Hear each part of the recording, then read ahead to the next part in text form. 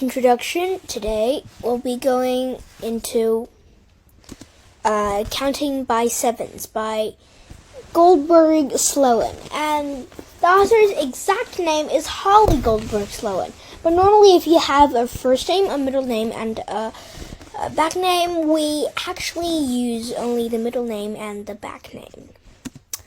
Anyways, let's directly go into our learning.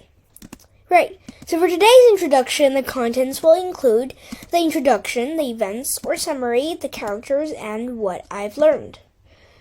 So, the introduction first. I count by sevens.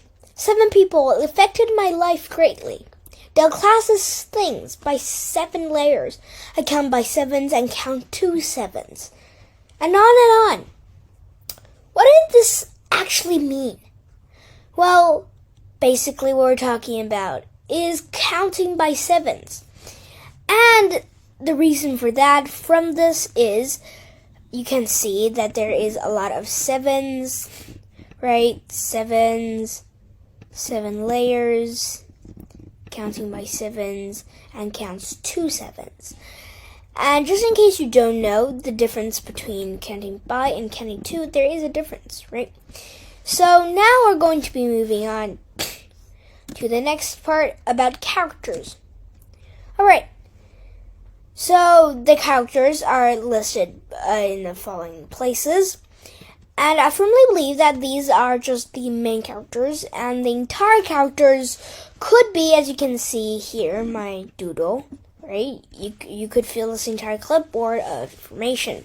So we have Willow, which is the main character, and actually her full name is Willow Chase. And the most important thing about Willow is that Willow lost 2 parents for 2 times. That is the losing of 4 parents, and that is not what a lot of kids go through. And however, she is still keeping herself a genius and learning a lot and helping a lot of people to get their lives better. And then we have Grandpa, Patty. That will be a typo. There will be no R. And Mai. So Patty and Mai are actually from the same family, Patty Nguyen and Mai Nguyen. Patty's real name is actually Dun Nguyen, but as we know, Dun, as in D-U-N-G, actually means, well, a very stinking piece of brown stuff in real life, which is a pretty bad word. So instead, she changed her name into Patty Nguyen. Alright, then let's move on to the second part, the events of the story. So the small summary, or basically just a quote from the New York Times, is the tradition of Out of My Mind, Wonder, and Mockingbird. This is an intensely moving middle school grade novel about being an outsider, coping with loss, and discovering the true meaning of family. And just in case you don't know, we have been introducing Out of My Mind, Wonder, and Mockingbird. These are all introduced books, so if you're interested in these, you can buy it and then look at our introduction first. Alright, and actually, I really like these 3 books. Anyways, let's move on. So, this is the starting of the introduction, and I'll be moving on to I'm gonna be saying by myself. So the novel's protagonist is 12-year-old Willow Chase, a highly gifted girl fascinated by the number 7, plants and medicine. She knows she is different and has only ever felt truly accepted by her adoptive parents, Jimmy and Roberta.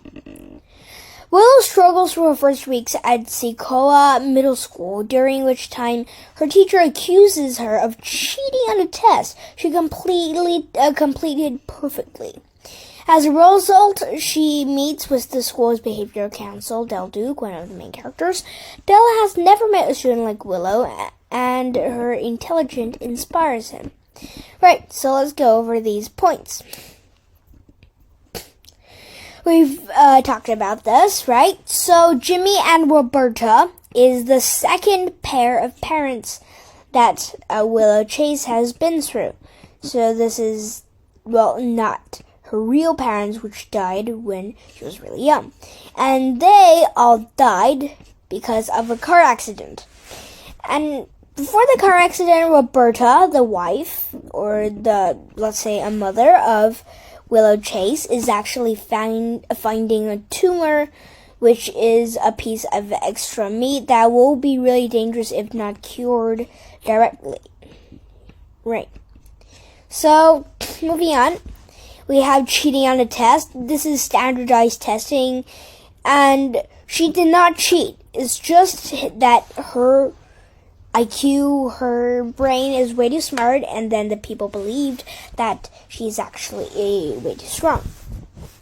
Del's never met a student like Willow. And let's go back to Del Duke, right? Del Duke actually already has 5 types of categories of humans, or the people, the behavior counseling. So there is the lone wolf, the brainiac, and a lot of others. And then during this book, he adds 2 more sections, including the genius, which is only our main character, Willow Chase, and also there's the mutant, which is Del Duke himself. Right, let's move on. Before we move on, I also would like to talk about the following events before you move on to your own book, because I've believed that when I was making this PPT, this is not really enough. Right. So, the more information here is after this circumstance, Willow Chase goes to the Garden of the Greens, which is also talked about in the book, and she has quite a good life there for 3 months. However, every day there are people who says that this is only temporary, and it is temporary. 3 months later, she actually goes to this really interesting place where the kids that don't have parents get foster care. Alright, and then at the end, the judges actually believe that Willow Chase should go back to her own house and live with Del Duke, Patty Nguyen, and Mai Nguyen. They're her best friends, and also Ching Ha.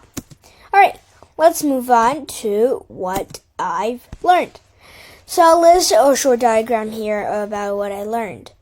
So, I believe that for every book, there is a message.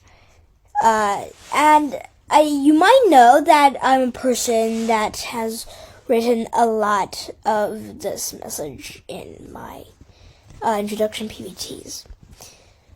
So this message is to never, ever underestimate a person's powers, right?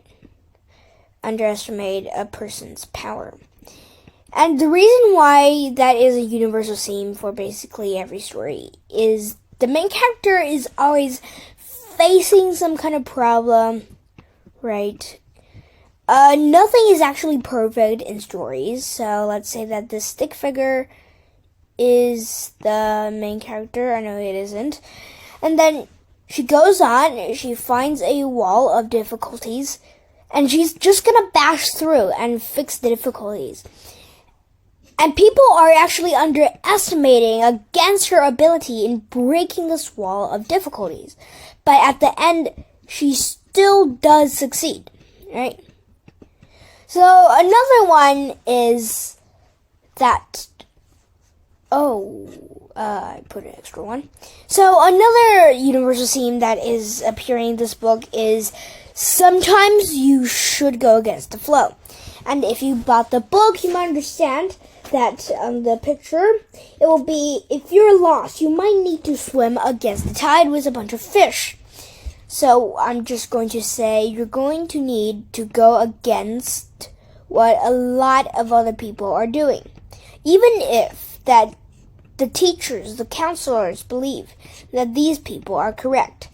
Sometimes maybe you, just this lone fish, will be the only correct one and the others are all going to be wrong. So that is the universal themes and some universal themes that we should learn about. So thank you everyone for listening and watching. Hope you have a good day after this 10 minutes and 15 seconds. Anyways, see you next time. The end.